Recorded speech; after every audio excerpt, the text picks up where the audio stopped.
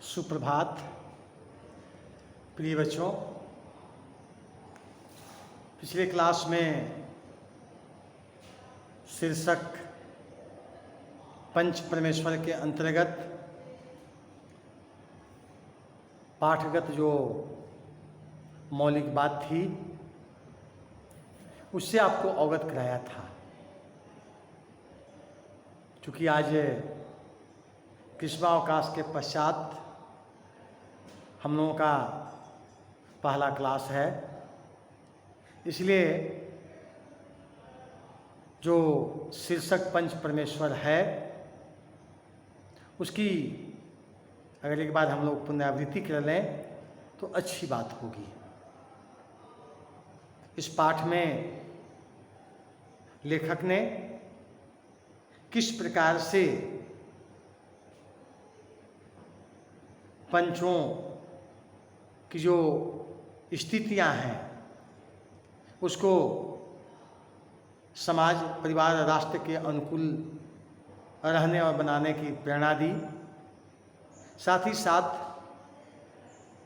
पाठ में जो मौलिक बात है उनको किस प्रकार से रेखांकित किया गया है, इन सारी बातों को बताने का प्रयत्न और प्रयास किया गया है। तो सबसे पहले हम लोग यह देखेंगे कि लेखक पूरी कहानी में किस प्रकार की चर्चा की है। इसमें मौलिक रूप से दो पात्र हैं, एक जुमन शेख और दूसरा अलगू चौधरी। दोनों में गाढ़ी मित्रता है। मित्रता के संदर्भ में लेखक ने यह बताने का प्रयत्न और प्रयास किया कि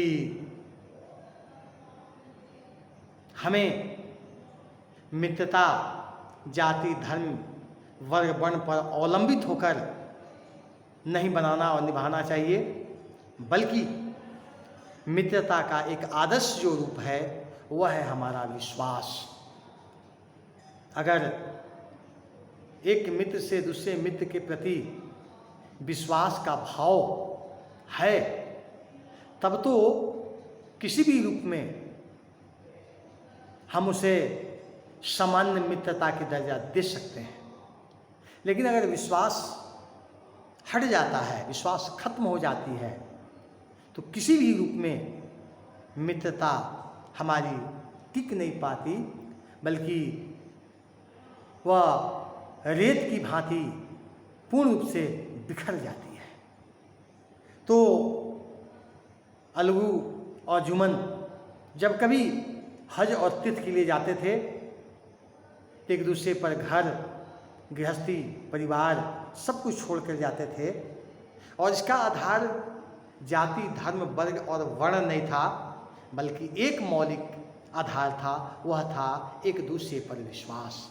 इसलिए लेखक ने मित्र के प्रति मित्रता को अगर बहुत विशाल पेड़ बनाना है तो आवश्यकता है कि उस पर हमें विश्वास करना चाहिए, विश्वास होना चाहिए। इसके पश्चात कहानी में लेखक ने जिन बातों पर सबसे अधिक जोर दिया है वह है न्याय। आप देखते होंगे जब आप कोर्ट में जाते हैं, कचहरी में जाते हैं, न्यायालय में जाते हैं, तो जज साहब के सामने सत्यमेव जयते लिखा हुआ होता है। इसका अर्थ हुआ सत्य की हमेशा विजय होती है, जय जयकारा होता है। लेकिन अगर असत्य पर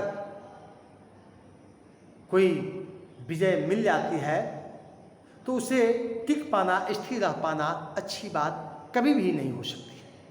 स्वाभाविक रूप से लेखक चाहे वह व्यवस्था न्यायालय के जिला न्यायालय का हो, राज्य न्यायालय का हो या सर्वोच्च न्यायालय का हो, वह तभी माना जा सकता है जब सत्य पर अवलंबित और आधारित हो।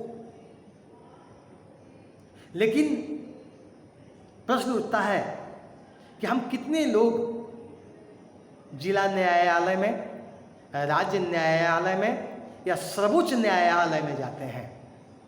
आप जिला न्यायालय में जाने की संख्या अगर 25% है और ये आपका उच्च न्यायालय जो हाई कोर्ट जिला राज्य का जो न्यायालय है वहाँ पर जाने की संख्या अगर 10% है, तो 2 और 1% रहा होगा जनमानस के लिए सर्वोच्च न्यायालय जाने का। इतनी महंगी, इतनी दूर की न्याय व्यवस्था हमें कहाँ प्राप्त हो पाती है? प्राप्त नहीं हो पाती। तब हम अपने जो सीमित जगह है, सीमित जो लोग हैं, उसी दायरे में जा कर के हम अपना निर्णय को सुरक्षित करने का, न्यायालय में पहुंच करके अपने विचारों को, भावों को लोगों तक पहुंचा करके निर्णय करने की प्रार्थना करते हैं। और प्रस्तुत पाठ में इसी प्रार्थना को यहाँ पर दिखाया गया, समझाया गया, बताया गया और यह बताने का प्रयास किया गया कि चाहे किसी भी व्यवस्था में न्याय के पद पर बैठा हुआ व्यक्ति, चाहे किसी भी जाति का, धर्म का, वर्ग का, वर्ण का हो, वह जब भी निर्णय करता है, न्याय करता है, तो उपयुक्त न्याय करता है जो न्याय के लिए बिल्कुल श्रेयस्कर हो, न्याय संगत हो। लेखक यहाँ पर बूढ़ी खाला जान की जब मिल्कियत जुमन शेख के नाम हो गई, तब जुमन शेख अब अपनी खाला मौसी के प्रति लापरवाह हो गए। न तो रोटी, न तो कपड़ा और न तो मकान जो देने के लिए वादा किया था, उससे वे मुकर जाते हैं। बूढ़ी खाला दर दर भटकते हुए लोगों को एकत्रित किया और अपनी पुरातन जो व्यवस्था है, न्याय व्यवस्था, पंचायती व्यवस्था, वहाँ जा कर के लोगों के सामने अपनी बात को प्रस्तुत किया। लेकिन जब पंच के पद पर बैठने की बात आई, तब लोगों के बीच में तरह तरह के भाव पैदा हुए।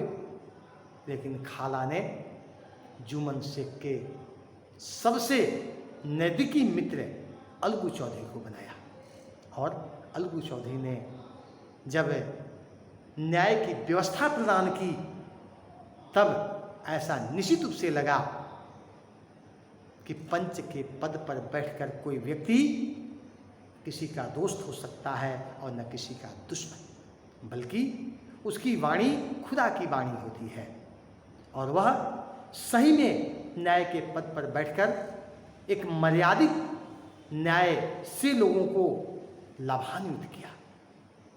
ऐसा ही हुआ। लेकिन कुछ समयों के अंतराल में एक और परख बढ़ी। अलगू चौधरी का बैल जिस व्यक्ति ने लिया, समझू साहू ने, कुछ उसकी अमानवीयता के कारण बैल की मृत्यु जल्दी हो जाती है। पैसा चूँकि वह नहीं दिए हुए था, फिर बात पंचायत में बैठी और अबर पंच बनने का मौका निश्चित रूप से जुमन शेख को मिला। अलगू चौधरी के कलेजे धड़क रहे थे कि उस दिन का जो मैंने न्याय किया था उसका बदला निश्चित रूप से जुमन शेख आज लेंगे। लेकिन न्याय के पद पर बैठते ही वास्तव में जो ईश्वरीय वाणी थी वह खुल करके सामने लोगों के प्रस्तुत हो गई और बड़ी मर्यादा के भाव से उन्होंने समझू साहू को पूरे पैसा बैल वाला अलगू को देने के लिए कहा। यदि ऐसा नहीं हुआ तो दंड देने की भी बात कही गई। वास्तव में जो लता, मित्रता की लता मुरझाई हुई थी, आज पुनः हरी भरी तब हो गई जब दोनों मित्र एक दूसरे के न्याय के बातों को समझकर न्यायोचित व्यवस्था दे करके न्याय का, मानवता का, उत्कृष्टता का, धर्म की सारी सत्य बातों को मर्यादित कर दिया। स्वाभाविक रूप से प्रस्तुत पाठ में इन सारी बातों को रेखांकित कर करके लेखक यह बताने का प्रयास किया है कि न्याय वास्तव में सर्वश्रेष्ठ है और यही शिष्टता का द्योतक सर्वोपरि है। और इस प्रकार से पंच परमेश्वर जो शीर्षक है निश्चित रूप से आज भी हमारे लिए प्रेरणा के स्रोत हैं। तो इतनी ही बातों के द्वारा आपको मैं इस बात की पाठ की पुनरावृत्ति कर दी। अब आप लोग पुनः पाठ को रेखांकित करेंगे। धन्यवाद।